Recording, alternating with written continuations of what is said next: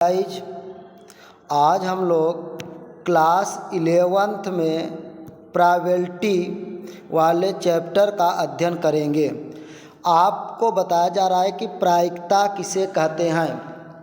तो किसी घटना के घटित होने की संभावना को प्रायिकता कहते हैं। सरल भाषा में बच्चों बताया गया कि किसी घटना के घटित होने की संभावना को प्रायिकता कहते हैं। जैसे कह दिया जाए बच्चों कि किसी सिक्के को उछालना। आप जानते हैं कि किसी सिक्के में दो तल होते हैं, हेड और टेल। तो अगर हम किसी सिक्के को उछालते हैं तो उसमें संभावनाएं दो बनती हैं, या तो हेड प्राप्त होगा या तो टेल प्राप्त होगा। इसी को गणित में प्रायिकता कहते हैं। और अन्य उदाहरण के लिए कह दिया जाए कि किसी पासे को उछालना। तो जब हम किसी पासे को उछालते हैं तो पासे में 6 फलक होते हैं, अतः 6 अंकों में से कोई भी अंक आ सकता है। अतः इसकी अंक आने की जो संभावना होती है उसी को प्रायिकता कहते हैं। आप लोगों को पूर्व कक्षाओं में पढ़ाया गया होगा कि प्रायिकता को एक संख्या के द्वारा मापा जाता है जिसका मान 0 से 1 के बीच होता है। अब बच्चों हम लोग सीखेंगे यादृच्छिक प्रयोग, रैंडम एक्सपेरिमेंट। यादृच्छिक प्रयोग क्या होता है बच्चों कि ऐसे परीक्षण जिन्हें करने पर कुछ विशेष परिणामों में से एक परिणाम आए, परंतु वह परिणाम कौन सा होगा यह ज्ञात न हो, यादृच्छिक प्रयोग कहलाते हैं। अर्थात बच्चों कहने का ये हमारे मतलब है इसमें कि किसी विशेष स्थिति में कुछ विशेष परिणाम तो प्राप्त होते हैं, परंतु वह कौन सा परिणाम प्राप्त होगा यह ज्ञात न हो, तो उसे यादृच्छिक प्रयोग कहते हैं। जैसे उदाहरण के तौर पर हम लोग समझेंगे कि यदि किसी थैले में 2 गेंदें हैं, एक लाल दूसरी नीली, यदि हाथ डालकर एक गेंद को निकालें तो वह लाल भी हो सकती है और नीली भी। भाई उसको देखकर ना निकाला जाए तो वह लाल भी हो सकती है और नीली भी हो सकती है।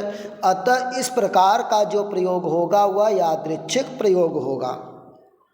अब इसका मुख्य पॉइंट क्या है बच्चों कि किसी प्रयोग की सभी प्रारंभिक घटनाओं की प्रायिकताओं का जो योगफल होता है वह सदैव 1 होता है। अब इसके बाद हम लोग बच्चों पढ़ेंगे प्रतिदर्श समष्टि। प्रतिदर्श समष्टि किसे कहते हैं बच्चों?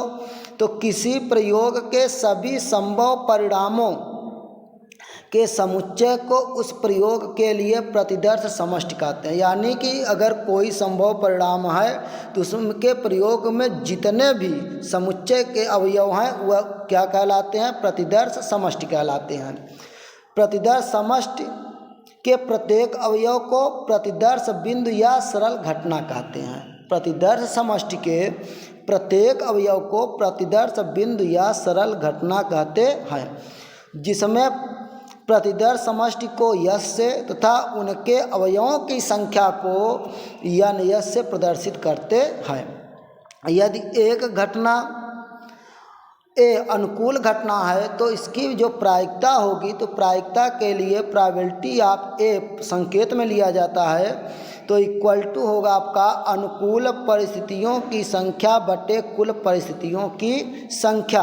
अर्थात probability of A equal to n A upon N S, n A upon n. देखो बच्चों, जैसे इसके उदाहरण की बात करें हम कि 3 लड़के और 2 लड़कियों से 2 बच्चे, ठीक है, के लिए हम लोग प्रतिदर्श समष्टि ज्ञात करना है। तो हमने मान लिया कि B1 B2 B3 लड़कों के नामों को और G1 G2 लड़कियों के नाम हैं। तो प्रतिदर्श समष्टि यश में बच्चों क्या हो जाएगा? या तो B1 B2 दोनों लड़के हो जाए क्योंकि 2 बच्चों को जानने की प्रायिकता है, या तो B1 B3 हो जाएगा, B1 और दूसरा G1 हो जाएगा, या B1 G2 हो जाएगा, B2 B3 हो सकता है, B2 G1 हो जाएगा, B2 G2 B3 G1 B3 G2 G1 G2। इस प्रकार से जितना भी संभव होगा उनके घटनाओं को ज्ञात करेंगे और वही प्रतिदर्श बिंदु होंगे। फिर हम लोग पढ़ेंगे कि प्रतिदर्श समष्टि के प्रकार। तो देखिए बच्चों, प्रतिदर्श जो समष्टि होती है ये 4 प्रकार के होते हैं। परिमित प्रतिदर्श समष्टि तो यह क्या होता है, यदि प्रतिदर्श समष्टि में बिंदुओं की संख्या परिमित हो तो वह परिमित समष्टि कहलाता है। जैसे कह दिया जाए बच्चों, एक सिक्के को उछाल में 2 प्रतिदर्श बिंदु, एक पासे को फेंकने पर केवल 6 प्रतिदर्श बिंदु तथा ताश की गड्डी में से एक पत्ता खींचने पर 52 प्रतिदर्श बिंदु होते हैं।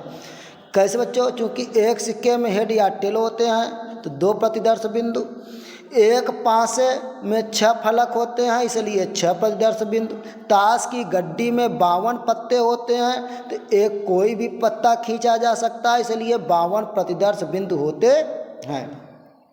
ये सभी परिमित प्रतिदर्श समष्टि होते हैं बच्चों। अब हम लोग सीखेंगे दूसरा टाइप है अपरिमित प्रतिदर्श समष्टि। यदि प्रतिदर्श समष्टि में प्रतिदर्श बिंदुओं की संख्या अपरिमित हो यानी जिसे काउंट न कर सकें तो उसे अपरिमित प्रतिदर्श समष्टि कहते हैं। जैसे बच्चों हम एक उदाहरण लेते हैं, वायुमंडल में उपस्थित ऑक्सीजन गैस के अणु। तो वायुमंडल में उपस्थित जो ऑक्सीजन गैस के जितने भी अणु हैं उनको हम काउंट नहीं कर सकते हैं, अतः यह एक अपरिमित प्रतिदर्श समष्टि होगा।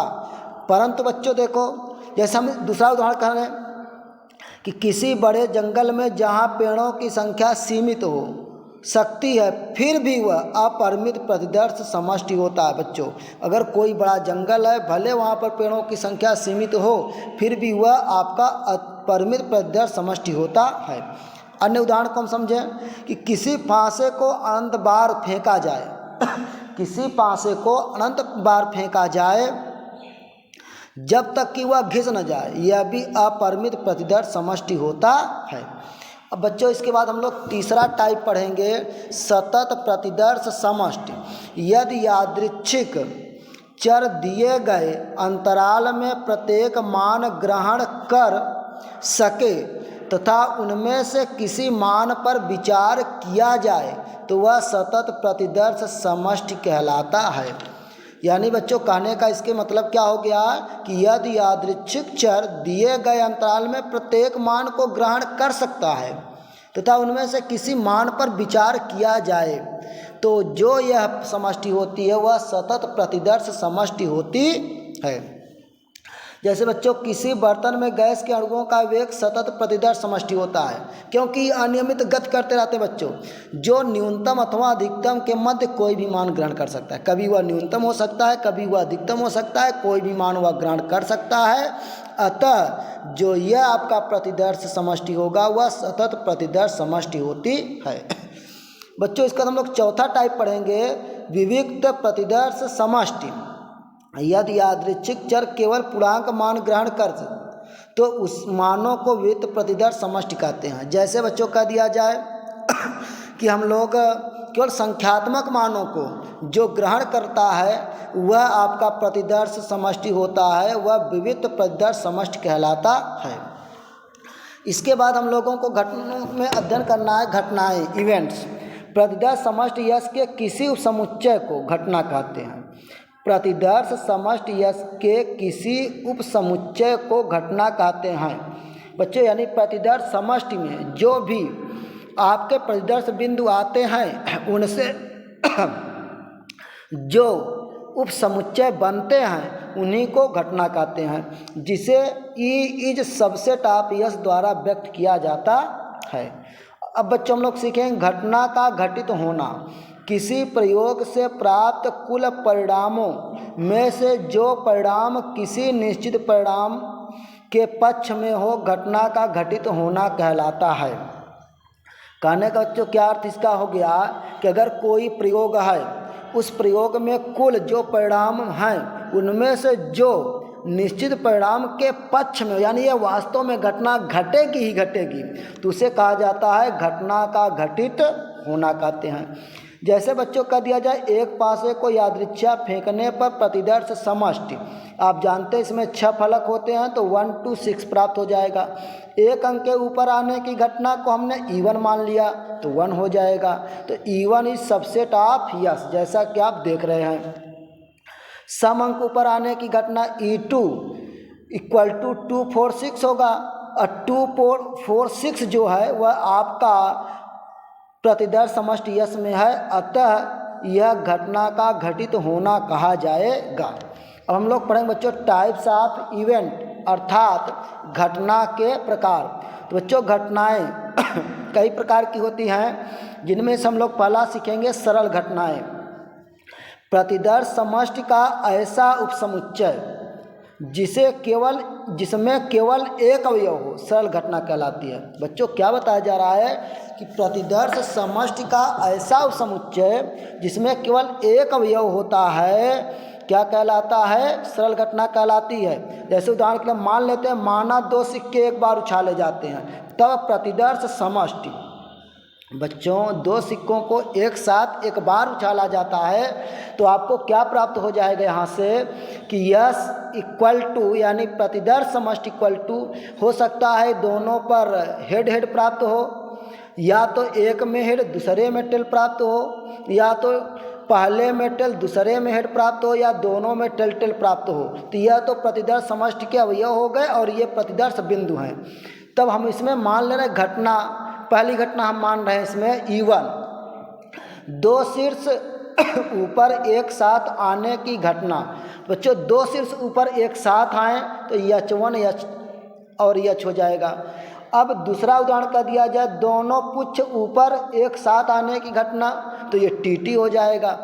तो आप देख रहे हैं E1 और E2 दोनों में केवल और केवल एक ही प्रतिदर्श बिंदु हैं, अतः E1 और E2 एक सरल घटना है। परंतु बच्चों E3 देखिए, एक शीर्ष था एक पुच्छ एक साथ आने की घटना। तो बच्चों हेड टेल हो सकता है अथवा टेल हेड हो सकता है, यानी इसमें एक से अधिक अवयव हो गए, अतः E3 सरल घटना नहीं होगी। दूसरा टाइप है बच्चों निश्चित घटनाएं। निश्चित घटनाएं क्या होती हैं कि किसी यादृच्छिक प्रयोग से प्राप्त प्रतिदर्श समष्टि यस निश्चित घटना कहलाती है, क्योंकि यह स्वयं अपना उपसमुच्चय होती है तथा प्रयोग का प्रत्येक परिणाम यस अवयव होता है, अतः यस एक निश्चित घटना होती है। कहने को ये अर्थ क्या हुआ इसका कि एक पासे की उछाल में ऊपरी तल पर 6 या उससे छोटी प्राकृत संख्या आना निश्चित घटना है। भाई देखिए, अगर हम किसी पासे को उछालते हैं तो 6 या उससे छोटी संख्या यह आना एकदम निश्चित है कि 1 से लेकर के 6 तक में कोई न कोई अवयव जरूर प्राप्त होगा, अतः यह एक निश्चित घटना है। हम लोग पढ़ेंगे बच्चों समसंभावी घटनाएं। समसंभावी घटनाएं क्या होते हैं बच्चों? तो जब 2 या 2 से अधिक घटनाओं में से प्रत्येक के घटित होने की घटना की संभावना समान रूप से हो, तो ऐसी घटनाएं समसंभावी घटनाएं कहलाती हैं। देखिए बच्चों, उदाहरण से समझेंगे तो आपको अच्छे समझ आ जाएगा। एक पासे की एक फेंक में 1 से 6 में से किसी एक भी अंक का आना। भाई अगर एक पासे को एक बार फेंकते हैं तो वह 1 भी आ सकता है अंक, 2 भी आ सकता है, 3 भी आ सकता है, 4 भी हो सकता है, 5 हो सकता है, 6 भी हो सकता है, यानी इनमें किसी भी अंक के आने की जो प्रोबेबिलिटी है, जो संभावना है, वह समान है, अतः यह समसंभावी घटना है। एक अन्य उदाहरण समझते हैं कि एक सिक्के के उछाल में शीर्ष का आना तथा पुच्छ का आना।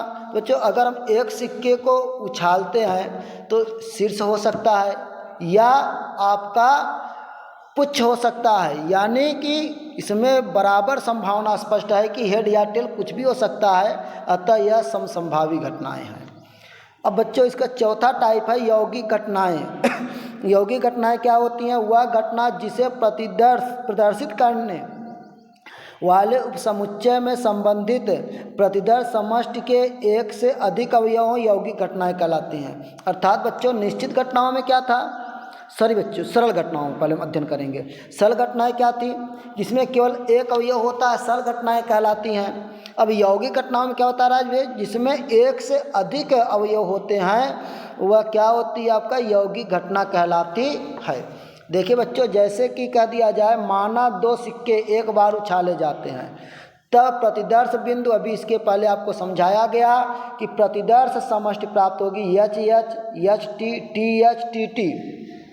अब इसमें हमने कहा घटना ई, एक शीर्ष एवं एक पुच्छ ऊपर एक साथ आने की घटना। तो बच्चों इसकी जो संभावना होगी वह हेड टेल अथवा टेल होगी, टेल हेड होगी। तो जिसमें आप देख रहे हैं एक से अधिक अवयव है, अतः ई एक यौगिक घटना है। इसके बाद बच्चों हम लोग सीखेंगे असंभव घटना। तो इम्पॉसिबल इवेंट्स क्या होती है बच्चों, असंभव घटना क्या होती है, तो आपको बताया जा रहा है कि वह घटना जिसमें प्रतिदर्श समष्टि का कोई भी अवयव नहीं होता है, अर्थात रिक्त समुच्चय असंभव घटना कहलाती है। यानी बच्चों कि जो घटना घटने की कोई संभावना ही ना हो, तो ऐसी घटना को असंभव घटना कहते हैं। जैसे कह दिया जाए एक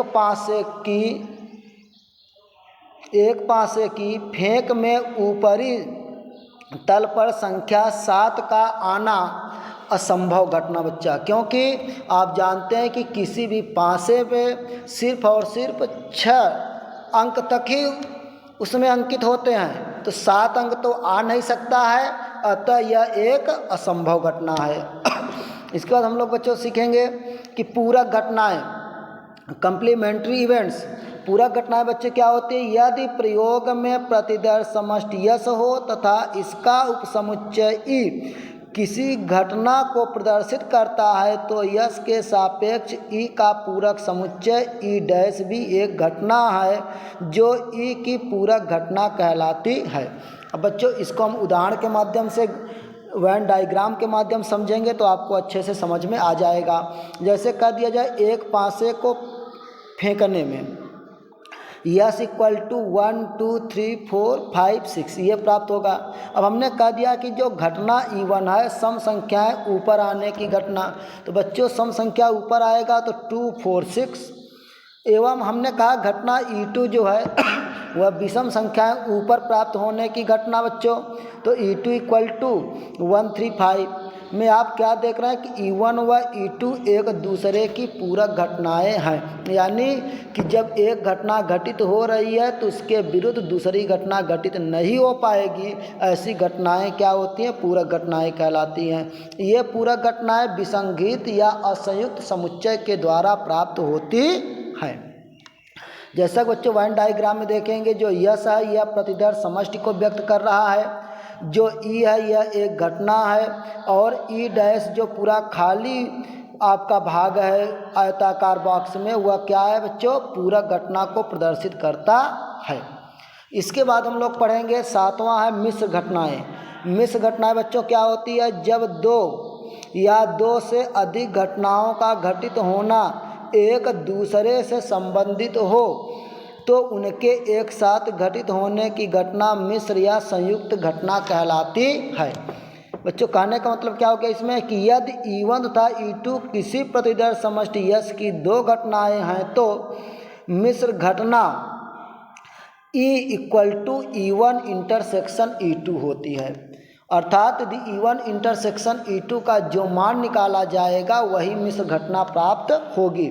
जैसे उदाहरण के रूप में कहा जाए, जब एक पासे को यादृच्छा एक बार उछाला जाता है तो प्रतिदर्श समष्टि यश में अवयव जो प्राप्त होंगे वह 1 2 6 प्राप्त होंगे, जिनमें E1 हमने कह दिया कि सम अंक ऊपर आना तो हो जाएगा 2 4 6 तथा E2 4 से बड़े अंक ऊपर आना यानी 5 6। तो बच्चों यहाँ पर जो मिश्र घटना निकालेंगे तो हो जाएगा, मिश्र घटना का फार्मूला भी ऊपर देखिए आप हमने नोट किया है कि E equal to E1 intersection E2, E1 की वैल्यू पुट कर दिया गया 2 4 6, इंटरसेक्शन E2 की वैल्यू पुट कर दिया गया 5 6, तो बच्चों प्राप्त हो गया 6। अतः यह जो है यह एक मिश्र घटना है। इसके बाद हम लोग बच्चों पढ़ेंगे परस्पर अपवर्जी घटनाएं। तो परस्पर अपवर्जी घटनाएं क्या होती हैं बच्चों कि किसी प्रतिदर्श समष्टि यश की दो घटनाएं E1 तथा E2 परस्पर अपवर्जी कही जाती हैं यदि दोनों घटनाएं एक साथ घटित न हों, अर्थात E1 इंटरसेक्शन E2 का मान 5 प्राप्त होता है तो ऐसी घटनाएं परस्पर अपवर्जी घटनाएं कहलाती हैं। जैसे बच्चों कि जब एक पासे को यादृच्छा एक बार उछाला जाता है तो प्रतिदर्श समष्टि में 1 to 6 अवयव होंगे एवं हमने कहा घटना E1 सम अंक ऊपर आना तो 2 4 6, घटना E2 विषम अंक ऊपर आना तो 1 3 5। तो इसलिए E1 इंटरसेक्शन E2 का जो मान प्राप्त हुआ 5 प्राप्त हुआ। जब E1 इंटरसेक्शन E2 का मान 5 प्राप्त हो जाए, जब E1 इंटरसेक्शन E2 का मान बच्चों 5 प्राप्त हो जाए तो वे दोनों घटनाएं परस्पर अपवर्जी घटनाएं होती हैं। अतः नोट आपका विशेष रूप से प्राप्त हुआ कि किसी प्रतिदर्श समष्टि की सरल घटनाएं सदैव परस्पर अपवर्जी घटनाएं होती हैं। बच्चों क्या बताया गया कि किसी प्रतिदर्श समष्टि की सभी सरल घटनाएं सदैव परस्पर अपवर्जी होती हैं, जैसा कि आप वेन डायग्राम में देख रहे हैं। अब इसके बाद बच्चों हम लोग पढ़ेंगे, बढ़िया है, निःशेष घटनाएं। ठीक बच्चों, हम लोग पढ़ेंगे इसमें कि निःशेष घटनाएं। निःशेष घटनाएं क्या है बच्चों, इसको थोड़ा सा आप लोग ध्यान से समझेंगे तो अच्छा समझ में आ जाएगा कि यदि E1 E2 E3 so on En किसी प्रतिदर्श समष्टि यश की n घटनाएं इस प्रकार हैं कि E1 union E2 union E3 union so on union En ज्ञात किया जाए तो प्रतिदर्श समष्टि प्राप्त हो जाती है, तो E1 E2 E3 so on को निःशेष घटनाएं कहते हैं। कहने मतलब बच्चों क्या हो गया कि यदि मान लीजिए कि किसी प्रतिदर्श समष्टि में हम कई घटनाओं को विभक्त कर देते हैं, परंतु उन सभी छोटी छोटी घटनाओं यानी उपसमुच्चयों का जब हम संघ ज्ञात करते हैं, यूनियन ज्ञात करते हैं, तो यूनियन ज्ञात करने के पश्चात यदि प्रतिदर्श समष्टि के सभी अवयव प्राप्त हो जाएं तो उन्हें क्या कहा जाता है बच्चों, तब उन्हें निःशेष घटनाएं कहते हैं। जैसे बच्चों यहाँ पर उदाहरण के माध्यम समझेंगे कि एक सिक्के को 3 बार उछाला गया। बच्चों एक सिक्के को 3 बार उछाला गया, जिसमें हम ये कह दे रहे हैं ए समुच्चय जो है या घटना जो है वह कोई चित्त प्रकट नहीं होता को प्रदर्शित करता है। बी तथ्यतः, तथ्यतः का बच्चों मतलब होता है निश्चित, अनिवार्य रूप से। तथ्यतः एक चित्त प्रकट होता है, कम से कम 2 चित्त प्रकट होता है, यानी अधिक भी हो सकता है बच्चों। तो यहाँ से प्रतिदर्श समष्टि के 2 जो बिंदु प्राप्त होंगे वह यच यच यच या फिर आपको H H T H T H H H T T H T H T ये प्राप्त होंगे। अब जो भाई यहाँ पर हमने ए बी सी माना था उनकी वैल्यू पुट कर दिया। अब हम लोग A union B union C ज्ञात करेंगे बच्चों, तो यह प्रतिदर्श समष्टि यश के सभी अवयव प्राप्त हो जाएंगे, कोई अवयव ना तो छूटेगा ना तो बढ़ेगा। अतः ए बी सी क्या है बच्चों, ये तीनों निःशेष घटनाएं हैं। आप लोग डिफिनीशन को अच्छे से तैयार कर लेंगे, इसकी नोट्स बना लेंगे। ठीक है, यह नोट्स बहुत आपके लिए महत्वपूर्ण होगा। आपने इनमें से कुछ घटनाओं के बारे में पूर्व कक्षाओं में पढ़ा है, अब आप आगे जो नहीं पढ़े हैं उनकी चर्चा हमने कर दिया है। प्रोबेबिलिटी बहुत महत्वपूर्ण चैप्टर है बच्चों, ये आपको 12th में भी मिलेगा, आगे भी कंपटीशन एग्जाम में मिलते रहेंगे। अतः इसको आप लोग ध्यानपूर्वक पढ़ेंगे और इसकी नोट्स जरूर बना लेंगे। अब बच्चों हम लोग पढ़ेंगे प्रायिकता के प्राथमिक गुण। तो बच्चों प्रायिकता के प्राथमिक गुण में ए नंबर में है कि probability of E plus probability of E dash equal to 1। Probability of E क्या है बच्चों, ई डैश क्या है, आगे हम चर्चा करेंगे। पहले हम लोग इसके प्राथमिक गुण पढ़ लें, फिर आपको बताया 0 is less than or equal to P, E is less than or equal to 1। C number बच्चों है probability of phi equal to 0। D number बच्चों probability of S equal to 1। अब इनको हम क्या करते हैं बच्चों, आपको प्रूफ करके दिखा दे रहे हैं। आप पूर्व कक्षा में पढ़े होंगे इनका प्रूफ, अच्छी बात है। नहीं पढ़े होंगे तो एक बार फिर से पढ़ लीजिए। देखिए हमने मान लिया माना घटना ई की प्रतिदर्श समष्टि एक परिमित समुच्चय है जिनमें यन अवयव हैं, जिनमें यश के यम अवयव घटना ई के अनुकूल हैं। क्या बता आगे से, फिर समझिए बात को। हमने मान लिया कि घटना ई की प्रतिदर्श समष्टि एक परिमित समुच्चय यश है जिनमें यन अवयव हैं अर्थात बच्चों प्रतिदर्श समष्टि यश में यन अवयव हैं और घटना ई में यम अवयव हैं, ऐसा हमने मान लिया। इसलिए शेष अवयव यन माइनस यम पूरक घटना ई डैश के अनुकूल होंगे, अर्थात N S equal to N equal to M, N E dash equal to S के अवयव यानी यन माइनस ई के अवयव यानी यम, अर्थात यन माइनस यम। अब बच्चों ए नंबर सिद्ध किया जा रहा है probability of E plus probability of E dash equal to 1। देखिए बच्चों प्रूव कर रहे हैं, तो चूंकि घटना ई की प्रायिकता प्रोबेबिलिटी ऑफ ई से लिखेंगे तो अनुकूल घटना बटे कुल घटना अर्थात यन ई अपान यन यस, यन ई में यम अवयव है, यन यस में यन है तो यम बाई यन हो गया तथा घटना ई डैश की प्रायिकता probability of E dash equal to N E dash upon N S, ये तो आपको 9th में वीडियो पर बताया गया होगा। तो यन ई डैश का मान बच्चों दिया है यन माइनस यम अपान यन यस का मान है यन। अब आप लोग क्या करेंगे, जो सिद्ध करना है उसका हम लोग LHS प्रयोग कर सकते हैं बच्चों। तो probability of E plus probability of E dash equal to, तो प्रोबेबिलिटी ऑफ ई का मान m by n plus probability of E dash का मान यन माइनस यम बाई यन। बच्चों इसका लघुत्तम लेकर सॉल्व करेंगे तो 1 प्राप्त हो जाएगा। तो सिद्ध हो गया कि probability of E plus probability of E dash equal to 1। इसको या दूसरी भाषा में लिख सकते हैं हम लोग probability of E plus probability of E dash को ई नहीं भी बोला जाता बच्चों, इक्वल टू 1। इसमें मोस्ट पॉइंट क्या बच्चों, यदि घटना ई का घटित होना निश्चित है, यदि घटना ई का घटित होना बच्चों, घटना ई का घटित होना यदि निश्चित है बच्चों तो आपको मिलेगा प्रोबेबिलिटी ऑफ ई का मान 1 होगा। यदि घटना ई का होना असंभव यानी हो ही नहीं सकती है तो प्रोबेबिलिटी ऑफ ई का मान बच्चों 0 प्राप्त होगा। अब बी नंबर देखिए, 0 is less than or equal to probability of is less than or equal to 1।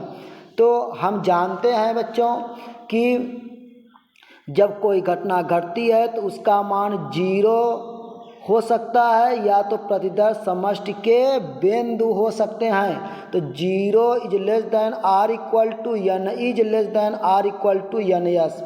अब उसके बाद बच्चों दोनों यानी सभी पक्षों में हमने यन यस का भाग दे दिया गया है। तो 0 upon N S is less than or equal to N E upon N S is less than or equal to N S upon N S. बच्चों इसका तो 0 प्राप्त हो जाएगा, less than or equal to इतने को आपको पढ़ाया गया है probability of E is less than or equal to, ये स्वयं से डिवाइड होगा तो 1 प्राप्त हो गया, यही सिद्ध हो गया बच्चों। अब सी नंबर है probability of phi equal to 0। देखिए बच्चों आप जानते हैं फाई का मतलब ये होता है कि इसमें एक भी अवयव ना हो यानी असंभव घटना हो। तो यन ऑफ फाई इक्वल टू 0 यानी एक भी अवयव नहीं होते हैं। अब दोनों साइड बच्चों क्या किया गया कि यन एस का भाग दे दिया गया है तो प्राप्त हो जाएगा n phi upon n S equal to 0 upon n S. अब इतने का मान पढ़ाया गया probability of phi equal to, इसका जब डिवाइड करेंगे 0, यही सिद्ध हो गया बच्चों। इसके बाद है आपका डी नंबर में है probability of S equal to n 1। तो probability of S equal to भाई यन एस अपान यन एस 2 बार लिख दीजिए बच्चों, उसका ये फार्मूला ही बनता है। तो जब इसको हम 2 बार लिखेंगे तो यह खुद से डिवाइड हो जाएगा, इसका मान 1 प्राप्त हो गया। अब वेरी मोस्ट पॉइंट बच्चों, ये इंटर में भी काम करेगा, घटना ए या बी की प्रायिकता। तो बच्चों घटना ए या बी की प्रायिकता को लिखेंगे probability of A union B, probability of A union B equal to probability of A plus probability of B minus probability of A intersection B. अब बच्चों हम लोग इसको प्रूव कैसे करेंगे? तो हम जानते हैं कि आप लोगों को सेट वाले चैप्टर में, पहले वाले चैप्टर में पढ़ाया गया है कि N A union B equal to N A plus N B minus N A intersection B. अब बच्चों दोनों पक्षों में एन एस का भाग देने पर, तो जब भाग देंगे तो N A union B upon N S equal to N A upon N S, यानी सबका अलग अलग पार्ट में भाग कर देने एक बार में ही, plus N B upon N S minus N A intersection B upon N S. तो बच्चों इतने को लिखा जा सकता है कि probability of A union B equal to probability of A plus probability of B minus probability of A intersection B, सिद्ध हो गया बच्चों। अब मोस्ट पॉइंट क्या बच्चों कि probability of A minus B, यानी ए घटित होती है किंतु बी नहीं। दो घटनाएं हैं जिनमें ए घटित होती है परंतु बी नहीं, तो probability of A minus B equal to probability of A intersection B dash, यानी इसका प्रतीक ए भी लिख सकते हैं। तो इतने का बच्चों फार्मूला होता है probability of A minus probability of A intersection B. अगर ए इंटरसेक्शन बी न दे करके बच्चों ए यूनियन बी का मान दिया प्रोबेबिलिटी, तो आप लिख सकते हैं equal to probability of A union B minus probability of B, तब भी आपको मान प्राप्त हो जाएगा। अगर बच्चों तीन घटनाएं घटती हैं तो प्रोबेबिलिटी ऑफ ए या बी या सी की प्रायिकता क्या होगी इसकी घटना की? तो probability of A union B union C equal to probability of A plus probability of B plus probability of C minus probability of A intersection B minus probability of B intersection C minus probability of C intersection A plus probability of A intersection B intersection C. तो इस प्रकार से बच्चों probability के सारे notes आपको दे दिए गए, बता दिए गए। आप लोग इसको विधिवत अच्छे ढंग से तैयार करिए, इसकी अच्छे से नोट्स तैयार करिए, इसमें आपको किसी प्रकार की कोई समस्या अब नहीं होगी।